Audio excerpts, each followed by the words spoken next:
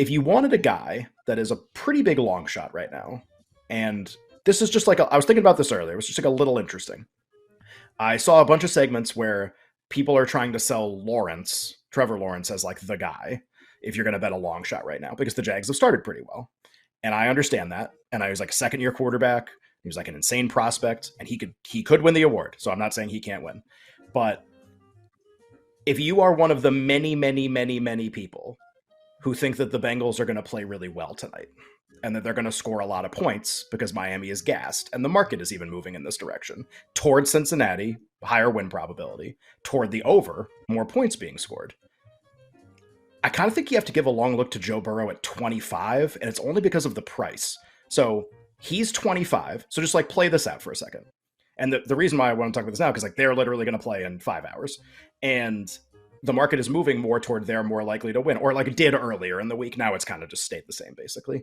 And more points being scored. And if that happens, like play it out. The most likely winner of the game is Cincinnati. They win. He probably plays okay in at least a game where they win.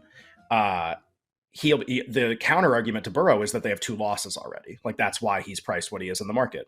Okay, if he wins, they'll be 2-2. At the end of Sunday's games, one of Josh Allen or Lamar Jackson will also be 2-2, and one of them's 3-1, one of them's 5-1, and one of them's 25-1. So just like he's not actually that far behind from a record standpoint. The 2 guys that he's chasing have a loss already. One's about to get a second loss, and he has 2. So like that can't be a thing. Like that's not an argument anymore. Like it's not a thing. The Chiefs might lose also to Tampa, and that game's going to be played in Tampa. The Chiefs have 1 loss, and they play Tampa Bay. And I know I feel like I always exclude Mahomes when I talk about this because there's something voter fatigue about this where I feel like he won't win, or like it has to be insane for him to win. But that's probably just my personal bias. And then here's the other thing to keep in mind, because you're going to be like, well, he had that terrible opening game against Pittsburgh, threw 4 interceptions in the game. Like that's really bad, obviously. Aaron Rodgers' stats entering week 4 last year were something like 600 yards, 6 touchdowns, 6 touchdowns, 2 interceptions. So like 600, 6 and 2, game. Something like that. Yeah, like 600, 650, 6 and 2. I mean, like nothing impressive. Burrow is like 800, 6 and 4. Like he can't win? Really? Like why?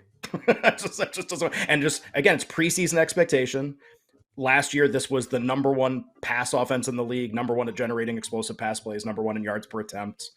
And there's so much time left. And they're playing in a game tonight where now the market is like tilting this week that they are more likely to win than we would have thought entering the week. So I just think that's like kind of interesting. And pencil, blood, or blank on Burrow. Oh, I think for right now, it's pencil for me. But like this is something that might have lead up to the start of the game where I have to figure out like, do I want to bet this before the game? I don't have a bet on the game. So I think this is a way for me to bet the game without betting the game. It is